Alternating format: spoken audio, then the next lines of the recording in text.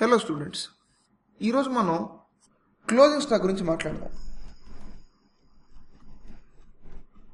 నార్మల్గా ఎక్కడ రాస్తామండి closing stock? Trading అకౌంట్లో క్రెడిట్ సైడ్ రాస్తాం, బ్యాలెన్స్ షీట్లో అసెట్ సైడ్ రాస్తాం, మోర్ ఇన్ పర్టికులర్ కరెంట్ అసెట్స్లో రాస్తాం. అంతేనా?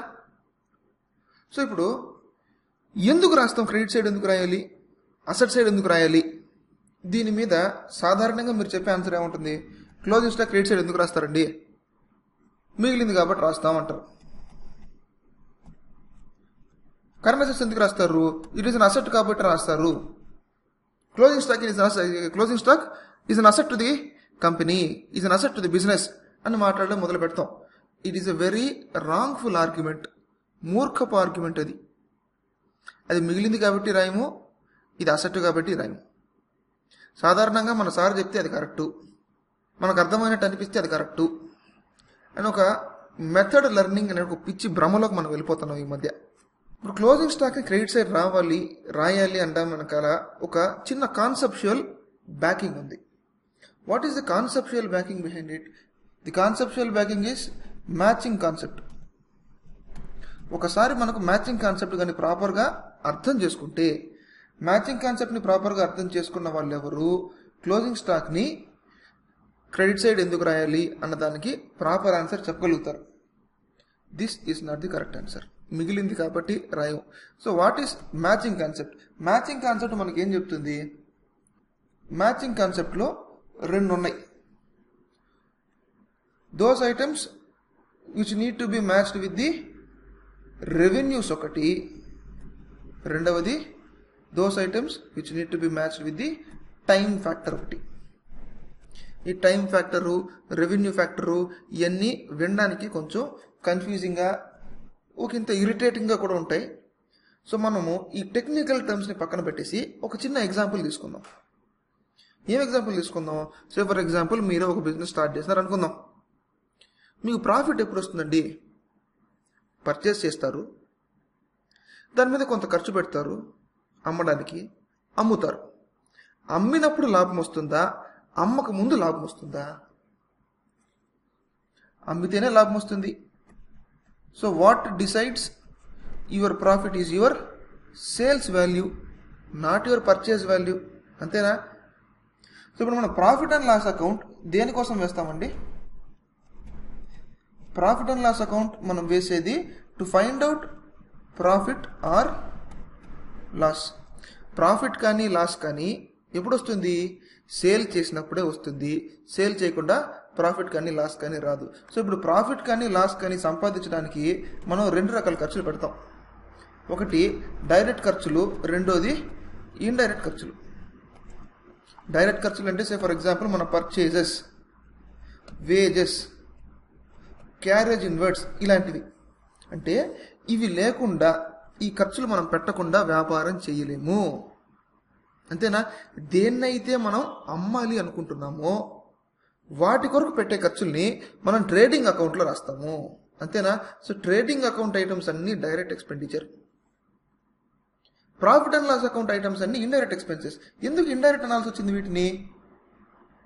వీటిని లేకపోతే అమ్మలేకుండా పోయే పరిస్థితి లేదు. ఈ ఎక్స్పెండిచర్ పెట్టడం ఎందుకు పెడతాము? ఇవి లేకుండా కూడా మనం సేల్స్ చేయగలుగుతామండి, వ్యాపారం చేయగలుగుతాం.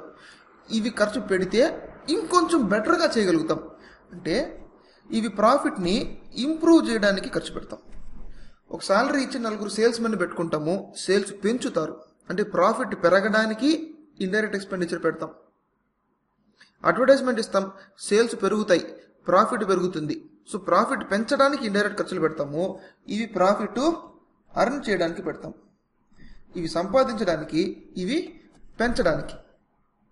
ఈ పెంచే ఖర్చుల్ని ఇంప్రూవ్ చేయడానికి పెట్టే ఖర్చులు ఎప్పుడు సేల్స్తో సంబంధం లేదు. అర్థమవుతుందా? సేల్స్తో సంబంధం లేకుండా ఈ ఖర్చులు పెడతాం. ఇవి సేల్స్తో డైరెక్ట్గా రిలేటెడ్. సే ఫర్ ఎగ్జాంపుల్ మీరు రెంట్ కడతారు లేదా శాలరీస్ పే చేస్తారు అనుకుందాం. నాకు సేల్ ఇంత జరిగితే నీకు రెంట్ ఇంత కడతాను అని మీ ఓనర్తో మీరు ఎప్పుడైనా బార్గెన్ చేస్తారండి? చేయలేం కదా. సేల్ ఇంత జరిగితే నీకు శాలరీ ఇస్తా, సేల్ జరగకపోతే నీకు శాలరీ ఇవ్వను అని మీ కంపెనీ వాచ్మెన్కి చెప్పగలుగుతారా? మీ కంపెనీలో అకౌంటెంట్కి చెప్పగలుగుతారా? మీకు సేల్స్ ఉన్నా లేకపోయినా అకౌంటెంట్కి శాలరీ పే చేయాలి, వాచ్మెన్కి శాలరీ పే చేయాలి, క్లర్క్స్కి శాలరీ పే చేయాలి.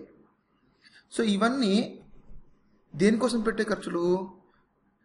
ఇవన్నీ ఫెసిలిటేటివ్ ఖర్చులు లేదా మనకు హెల్ప్ చేసే ఖర్చులు.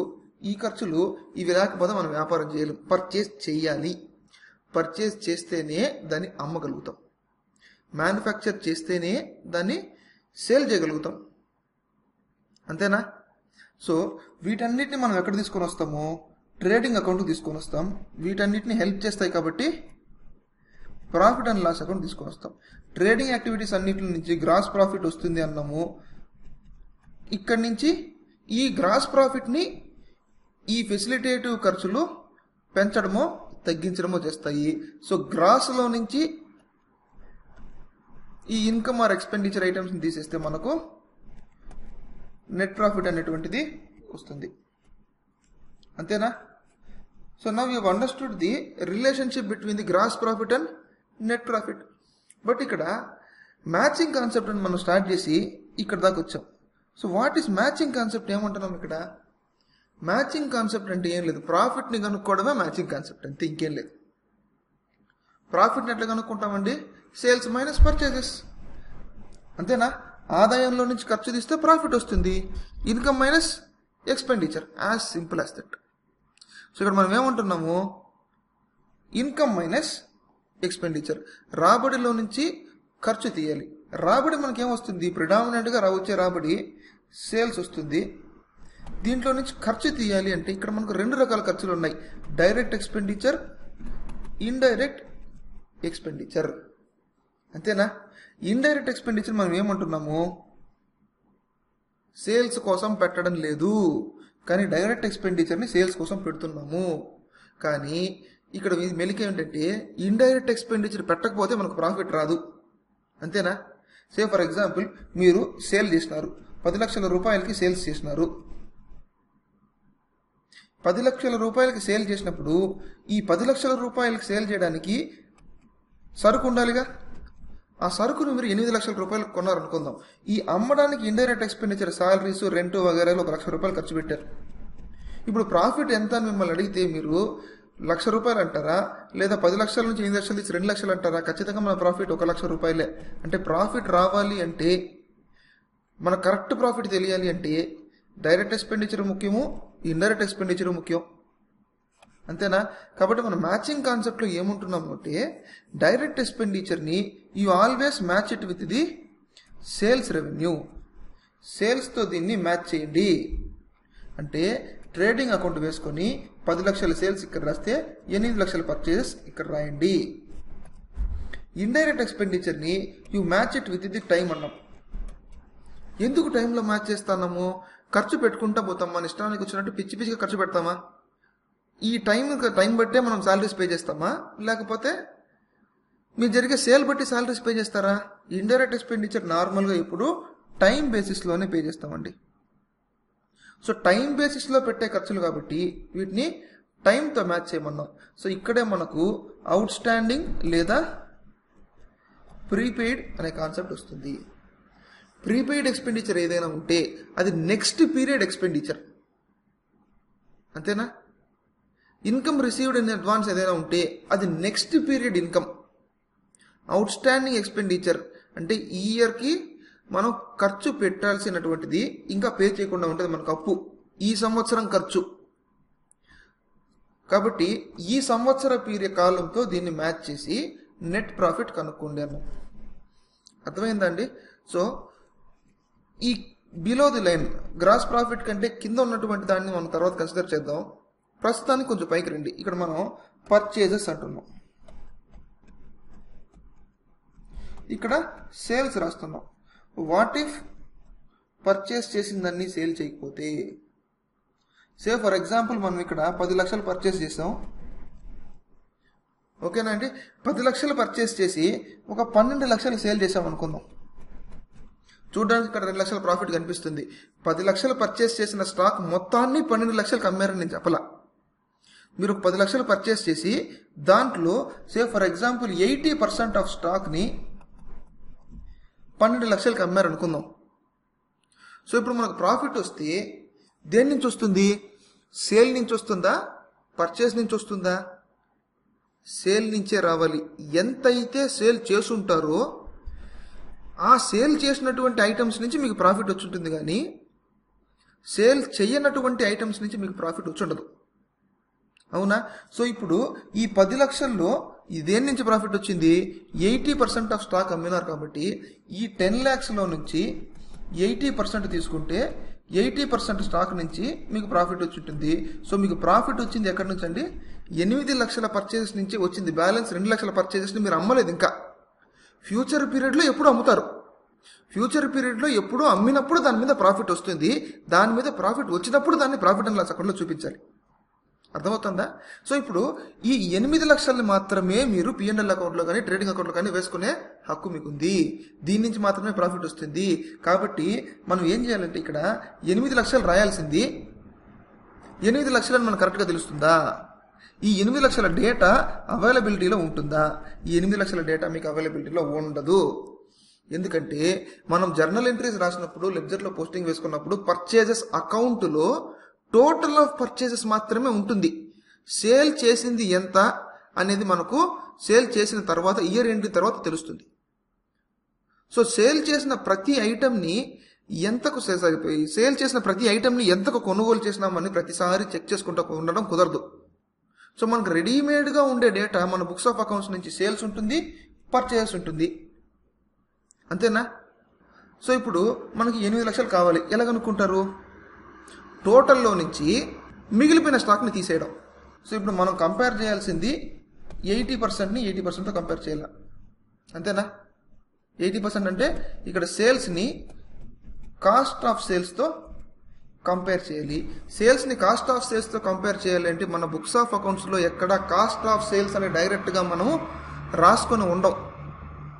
కాబట్టి కాస్ట్ ఆఫ్ సేల్స్ని కనుక్కోవడానికి మనం ఒక ఇండైరెక్ట్ మార్గాన్ని కనిపెట్టుకున్నాం. అర్థమవుతుందండి? కాస్ట్ ఆఫ్ సేల్స్ని ఏ విధంగా కనుక్కోవాలి? టోటల్ కాస్ట్ మన దగ్గర ఉంది. టోటల్ కాస్ట్లో నుంచి మిగిలిపోయిన కాస్ట్ని తీసేద్దాం. సో ఇక్కడ ఇంతకుముందు మనం అనుకునిందే 10 లక్షల్లో నుంచి 10 లక్షల స్టాకు మనం అమ్మలేదు, 8 లక్షల స్టాక్ అమ్మాం. ఇక్కడ ఎగ్జాంపుల్ తీసుకోవడానికి 8 లక్షలు కనిపెట్టడం ఈజీగా ఉంది. కానీ యాక్చువల్ ప్రాక్టికల్లో బిజినెస్ తీసుకుంటే సంవత్సరం మొత్తం మీరు వ్యాపారం చేస్తారు. సో ఎప్పుడో సంవత్సరంలో ఏప్రిల్ 1 మీరు స్టాక్ కొన్నారనుకుందాం. ఏప్రిల్ 1 నుంచి మార్చి 31 వరకు స్టాక్ కొంటానే ఉంటారు. దాంట్లో ఏది అమ్మాము ఏది అమ్మలేదని ప్రతిసారి కూర్చుని లెక్కేసుకుంటూ కూర్చుంటారా? కుదరదు. పర్చేస్ చేసినంతా గొడౌన్లో వేసుకుంటా పోతారు, సేల్ చేసినప్పుడు అంతా గొడౌన్లో తీసుకుంటా వస్తారు. చివరిలో టోటల్ పర్చేస్ ఎంత తెలుస్తుంది, మిగిలిపోయింది ఎంత తెలుస్తుంది. మిగిలిపోయిన దాన్ని చివరిలో లెక్క కట్టుకుంటాం. సో ఇప్పుడు చివరిలో మనకు 2 లక్షలు మిగిలింది. 2 లక్షలు మిగిలితే దీన్ని మనం ఇమీడియట్గా ఏం చేయాలండి? టోటల్ పర్చేస్ నుంచి తగ్గించేయాలి. తగ్గించేసి మనకు యాక్చువల్గా అయ్యిన ఖర్చు ఎంత? 8 లక్షలు. ఈ 8 లక్షల స్టాక్ని 12 లక్షలకు అమ్మినాము. ప్రాఫిట్ ఎంత మిగులుతుంది? 4 lakhs is our gross profit. So ఇప్పుడు అర్థమైందండి. గ్రాస్ ప్రాఫిట్ ఇక్కడ ఈ 2 లక్షలు తీయాలి కదా. తీయాల్సిన దాన్ని ఒక అకౌంట్ ఫార్మాట్లో మనం వేసుకున్నప్పుడు, ఒక అకౌంట్ ఫార్మాట్లో వేసుకుంటే ఇది ఎంత చండాలంగా ఉంటుంది చూడడానికి. ఇక్కడ సేల్స్ 10 లక్షలు రాస్తాం, అంతేనా? ఇక్కడ పర్చేజెస్ టోటల్ వాల్యూ సేల్స్ ఇక్కడ 12 లక్షలు రాస్తాం, పర్చేజెస్ 10 లక్షలు రాస్తాం. దీంట్లో నుంచి క్లోజింగ్ స్టాక్ మైనస్ 2 lakhs తీసి ఇక్కడ 8 lakhs చూపించి ఇక్కడ మళ్ళీ గ్రాస్ ప్రాఫిట్ 4 lakhs అని చూపిస్తే ఇక్కడ additions and subtraction mathematics table అయిపోయింది. This is not an account. So అకౌంట్గా మనకు ప్రజెంటబుల్గా కనిపించాలి కాబట్టి నార్మల్గా ఏం చేస్తారంటే సేల్స్ ఇక్కడ రాసి ఇన్స్టెడ్ ఆఫ్ డెబిట్ సైడ్ నుంచి తగ్గించడం బదులు క్రెడిట్ సైడే క్లోజింగ్ స్టాక్ రాసిస్తాం. So first half of the discussion closing స్టాక్ని క్రెడిట్ సైడ్ ఎందుకు రాయాలి? డెబిట్ సైడ్ తగ్గించి రాస్తే బాగోదు కనుక క్రెడిట్ సైడ్ రాస్తాము. డెబిట్ సైడ్ తగ్గించాలి కనుక క్రెడిట్ సైడ్ రాస్తాము. డెబిట్ సైడ్ మనకు పర్చేజెస్ ఎంత ఉందండి? ఇక్కడ 10 లక్షలు ఉంది. ఈ 10 లక్షల ఖర్చుని మనం సేల్ చేయలేదు. 10 లక్షల స్టాక్ని సేల్ చేయలేదు, మనకు ఈ సంవత్సరపు కరెక్ట్ ఖర్చు 8 లక్షలు మాత్రమే కాబట్టి పర్చేజెస్ని తగ్గించడానికి కోసం మాత్రం మనం క్లోజింగ్ స్టాక్ రాస్తాము. ఇకపోతే second half of the discussion, దీన్ని ఎందుకు బ్యాలెన్స్ షీట్లో రాయాలండి? బ్యాలెన్స్ షీట్లో మనం ఎందుకు రాస్తాము? బ్యాలెన్స్ షీట్లో క్లోజింగ్ స్టాక్ని మనం రాయడానికి ఏమనుకుంటానో కారణము, బ్యాలెన్స్ షీట్లో క్లోజింగ్ స్టాక్లో అసెట్ సైడ్ రాస్తాం. కరెంట్ అసెట్స్లో ఏం రాస్తామండి? క్లోజింగ్ స్టాక్ కూడా రాస్తాం. క్లోజింగ్ స్టాక్ అని రాస్తాము, లేదా ఇన్వెంటరీస్ అని రాస్తాం. ఎందుకు రాస్తారండి క్లోజింగ్ స్టాక్ లేదా ఇన్వెంటరీస్? ఇదే కరెంట్ అసెట్స్, ఇది అసెట్ అని రాస్తారా? Then let me tell you, ఇదే కరెంట్ అసెట్స్ లో అక్యూములేటెడ్ లాసెస్ కూడా రాస్తారు. P&L అకౌంట్ లో కరెంట్ డెబిట్ బ్యాలెన్స్ ఉంది అనుకుందాం. P&L అకౌంట్ లో డెబిట్ బ్యాలెన్స్ కూడా తీసుకొచ్చి ఇక్కడే రాస్తారు. P&L అకౌంట్ లో డెబిట్ బ్యాలెన్స్ ఉంటే ఇజ్ ఇట్ యువర్ అసెట్? అది మీకు అసెట్ కాదు. అదేవిధంగా closing stock is also not your asset. Business కోసం మీరు పర్చేస్ చేస్తే it is an expenditure. Business కోసం పర్చేస్ ఎక్స్పెండిచర్ కాబట్టి మీరు ట్రేడింగ్ అకౌంట్ లో డెబిట్ సైడ్ రాస్తున్నారు. ఈ పెట్టిన ఎక్స్పెండిచర్లో టోటల్ ఎక్స్పెండిచర్ని మీరు వాడలేదు. యూసేజ్ కాన్సెప్ట్ ఉంది, తర్వాత మనం ఓపిక డిస్కస్ చేద్దాం.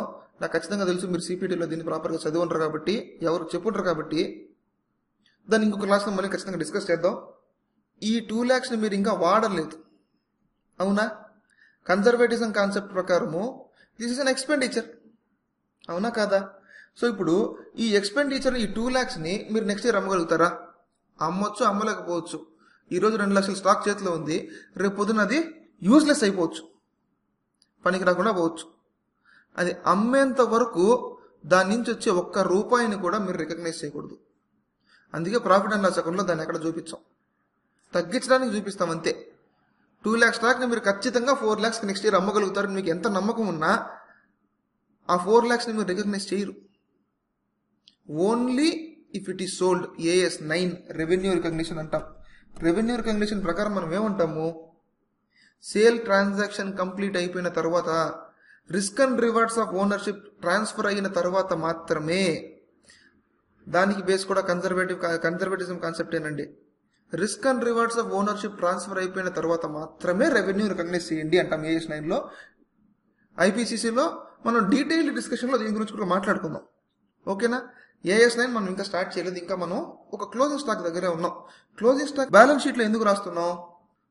మన లాసెస్ అన్నిటినీ కూడా అసెట్ సైడే రాస్తాం కాబట్టి closing stock in fact is a loss or expenditure. Unexpired expenditure కాబట్టి ఇక్కడ రాస్తాం, అంతేనా? అసెట్ సైడ్ ఇవి మాత్రమే రాస్తామా? ఏమండి, శాలరీస్ పెయిడ్ ఇన్ అడ్వాన్స్ రాస్తాము,